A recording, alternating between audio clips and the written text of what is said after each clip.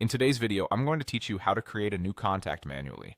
By the end, you'll know exactly where to go, what to click, and which details to add so your contact is saved and easy to find later. First, access Google Contacts. You can get there directly by opening Google Contacts in your browser, or if you're already in Gmail, look to the top right corner for the Google Apps menu, the small grid of 9 dots, sometimes called the waffle icon. Click it, then choose Contacts. If you use more than one Google account, double check that you're signed into the correct one so your new contact ends up in the right place.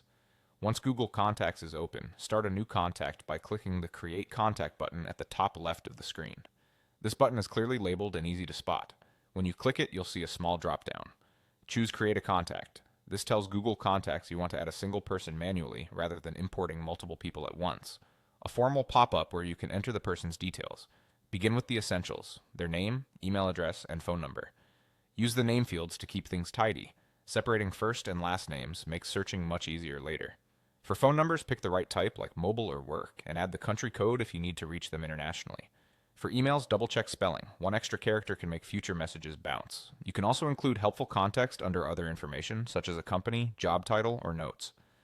Notes are great for reminders like how you met or the best time to call. If you want to keep related people together, you can add labels to categorize contacts by team, project, or purpose.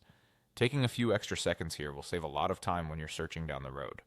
When you're satisfied with the details, finalize your entry by clicking Save in the bottom right corner of the pop-up window. The contact is now stored in your Google account and will appear instantly in your contacts list.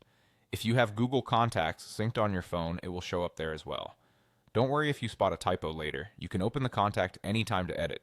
And if you add someone who is already in your list, Google may suggest merging duplicates to keep everything clean and organized. That's it. Simple, fast, and reliable. You've just created a new contact manually, and you're set up to find and use it wherever you sign in to Google.